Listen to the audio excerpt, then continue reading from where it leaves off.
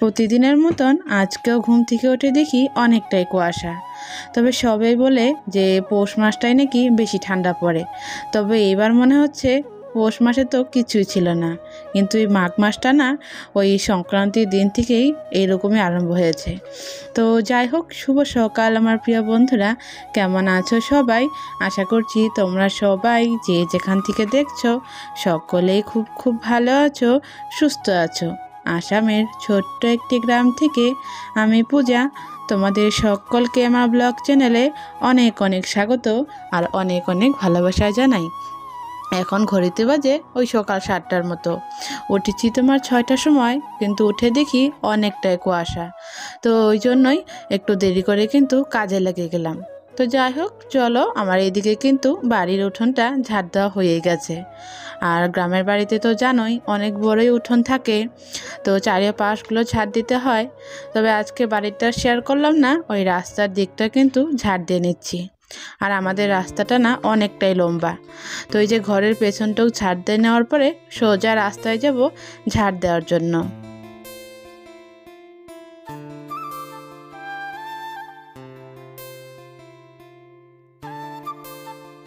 তো এইদিকে উঠোনটা ঝাড় দিয়ে নেওয়ার পর চলে এসেছি কলের পরে বাসি বাসন মাজার জন্য। তো বাসনগুলো তো আগের থেকেই মাজা হয়ে গেছে, তবে চলো এই যে বাসনগুলো এক এক করে ধুয়ে নেই। আর আজকে একটু দেরি করে কাজবাজগুলো করলাম বলে ওই সকালবেলা না ভাতটাই রান্না করা হলো না। মানে মেয়েকে আজকে ওই একটু দুধ বিস্কুটই খেয়ে পাঠাবো, কারণ অন্যদিন তো সেদ্ধ ভাতই খাওয়াই। তবে আজকে আর সময় নেই, ওই 7:30টার মতন বেজেই গেছে। তো 8টার মধ্যে কিন্তু ওকে বের করতে হবে স্কুলের জন্য।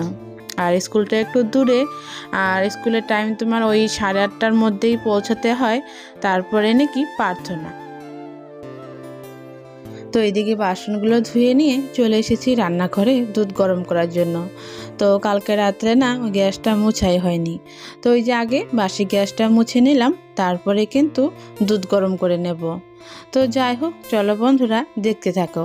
আর কে কোথা থেকে দেখছো অবশ্যই কিন্তু কমেন্ট করে জানিও, কারণ তোমাদের কমেন্টগুলো পড়লে না সত্যি খুব ভালো লাগে আর মনের জোরটাও কিন্তু অনেকটাই বেড়ে যায়। তো যাই হোক, এদিকে তোমাদের সাথে কথা বলতে বলতে আমার গ্যাস মোছাটাও কিন্তু হয়ে গেল। আর তার মধ্যে আজকে কিন্তু অনেক কাজ। তো ওই যে তোমাদের দাদাভাই মহাকুম্ভ মেলা হচ্ছে যে উত্তরপ্রদেশে, তো সেখানটায় যাবে। তবে আমাদের এখান থেকে কিন্তু অনেকটাই দূর। তো এই মেলাটা নাকি ওই 144 বছরই পর পর হয়, তো ওই জন্য যার আগ্রহটা না অনেকটাই বেশি। আর আমাদের গ্রামেরও অনেক লোকজন যাবে, তো ওই জন্য ভাবছে ওদের সাথেই যাবে। তো আমি আর না করলাম না, কারণ জায়গাটা না খুবই ভালো, আর এই জায়গাতে যাওয়ার না অনেক ভাগ্যর দরকার। তবে আমি তো আর যেতে পারবো না, কারণ এত ছোট বাচ্চা। তো ওই জন্যই ভাবলাম যাক, তোমাদের দাদাভাই ঘুরে আসুক। তো দেখো এইদিকে ওই মেয়ের ওই যে খাবারগুলো, মানে টিফিনটা, ওই টিফিনটাও কিন্তু প্যাক করে দিয়েছি। তো আজকে ওই যে কেক এনেছিল, ওই কেকটাও ভরে দিলাম। আর এই দেখো মেয়ে কিন্তু একদম রেডি, ওই যে মেয়েকে এখন পাঠিয়ে দেব স্কুলের দিকে। কারণ ও স্কুলে না গেলে কিন্তু কোনো কাজই আর ঠিক মতো করা যায় না, কারণ একা সংসার, একদিক দিয়ে বাচ্চা সামলানো আর একদিক দিয়ে কিন্তু সংসারের কামকাজ। আর এদিকে দেখো বাড়িতে ওই যে খ্যার আনা হয়েছে গরুর জন্য। তো আমার ওই দিদিভাইয়ের তো গরু রয়েছে, তো ওই যে বর্ষাকালে তো জানোই ওই খেতে তো আর গরু দেওয়া যায় না, সব ওই যে ধানের জমি করে।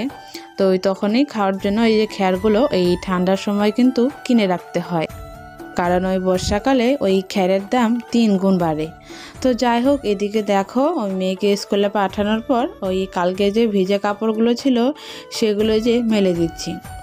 আর আমাদের বাড়িতে না এই ঠান্ডার দিনে জানো তো একটু রোদ পড়ে না, একদিনে তো কোনো দিনও কাপড় শুকায় না, মানে 2 দিন লাগে ওই কাপড় শুকাতে। তার মধ্যে তো আজকে অনেক কাপড় চোপড় ধুতে হবে। তো ওই যে মহাকুম্ভ মেলায় যাবে বলে ওই কম্বল, সোয়েটার, তো সেগুলো ওই যে সব কিছু ধোবো, কিন্তু দেখো রোদের কোনো নামই নেই, মনে হচ্ছে না আজকে আর রোদ উঠবে। এখন কিন্তু ওই 10টা নাগাদ বেজে গেছে। তো দেখো ওইদিকে ওই যে চা আর একটুখানি নিমকি নিয়ে বসে রয়েছি, আর দেখো এখন দেখি একটু একটু রোদও উঠে গেছে। যাক বাবা, বাঁচা গেল।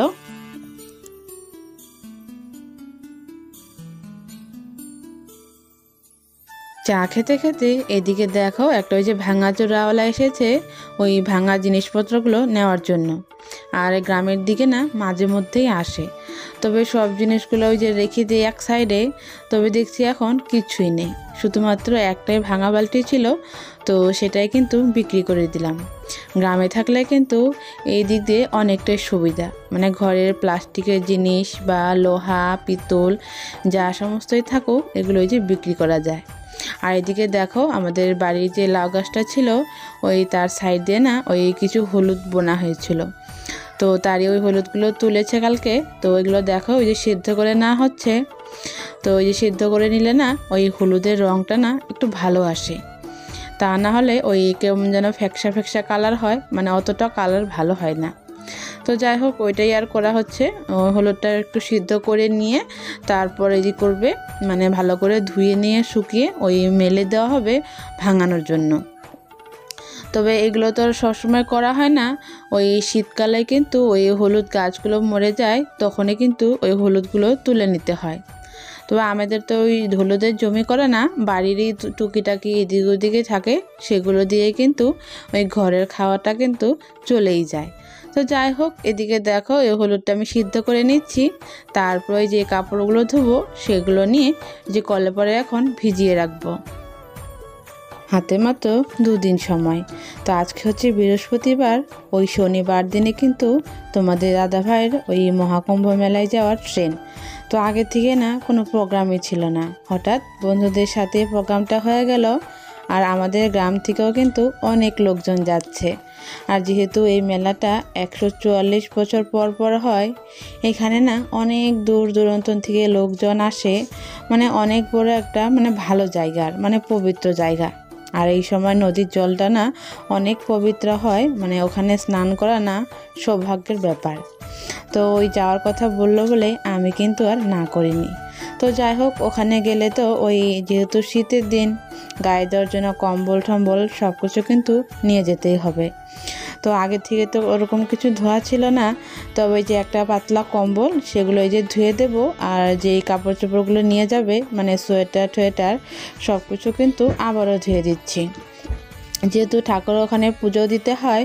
তো আর কি, তো চলো এক এক করে কাপড়গুলো ভিজিয়ে নেই। আর সত্যি কথা কি, গ্রামের এক সাধারণ মানুষ হয়ে এত দূর যে যেতে পারবো মানে স্বপ্ন কিন্তু ভাবিনি। যদিও আমি যাচ্ছি না, তবে আমার বর যাওয়া আর আমি যাওয়া কিন্তু একই। তো চলো এদিকে কাপড়গুলো ভিজিয়ে রাখার পর চলে এসেছি ওই সিঁড়িটা মুছে নেওয়ার জন্য। তো আজকে সকালবেলা না ওই বাসি সিঁড়িটা মানে দৌড়টা মুছা হয়নি, একটুখানি ওই জলের ছেটা দিয়ে দিয়েছিলাম। তো ওই যে এখন মুছে নিচ্ছি, কারণ সকালবেলা তো জানোই একটু কাজের চাপ ছিল, মেয়েকে স্কুলে পাঠানো, আর এদিকে সকালবেলার কাজ তো জানোই। আর গ্রামের বাড়ি তো ওই সকালের বাসি কাজ বলতে উঠোন ঝাড় দেওয়াটা মস্ত ব্যাপার, মানে উঠোনগুলো থাকে অনেকটাই বড় বড়, উঠোন ঝাড় দিতেই ওই 1 ঘন্টা সময় লেগেই যায়। তো আর কি আজকে ওই জন্য একটু দেরি হয়ে গেল, মানে দেরি করে কাজে হাত দিয়েছিলাম বলে। তো এইদিকে দেখো আমার সিঁড়ি মোছা প্রায় হয়ে গেল, আর মেয়েও কিন্তু স্কুল থেকে চলে এসেছে। তো যাই হোক মেয়েকে ওইদিকে খেলতে দিয়েছি, আমি এদিকে এখন সিঁড়িগুলো মুছে নিয়ে কাপড়গুলো ধুবো, তারপরে আবার স্নান করি। বৃহস্পতিবার যেহেতু লক্ষ্মী পুজো আছে, মানে কাজের কিন্তু আর শেষ নেই। আর এদিকে দেখো ওই হলুদগুলো কিন্তু সেদ্ধ করা হয়ে গেছে, তো সেগুলো ওই যে একটু একটু করে সব ওই যে ডালিটার মধ্যে নামিয়ে নিচ্ছে, তাহলে ওই জলগুলো নিচ দিয়ে পড়ে যাবে। তারপরে আবার এগুলো ভালো করে পরিষ্কার করে কিন্তু ধুতে হবে। মানে গ্রামের মানুষরা না সবজি চাষ করে খেলেও না তার পিছনে না অনেক খাটনি থাকে, অনেকটাই থাকে কষ্ট। মানে অনেকে বলে যে ঘরে সব জিনিসপত্র খায়, এদের তো কোনো টেনশনই নাই, কিন্তু এগুলো করার পিছনে যে কতটা কষ্ট সেটা কিন্তু একমাত্র তারাই বোঝে। আর দেখো এখন কিন্তু ওই বেলা 12টা নাগাদ বেজে গেছে, ওই এখনও কিন্তু ওই সকালের মতনই অবস্থা, মানে রোদ ঠোদ কিচ্ছুই নেই।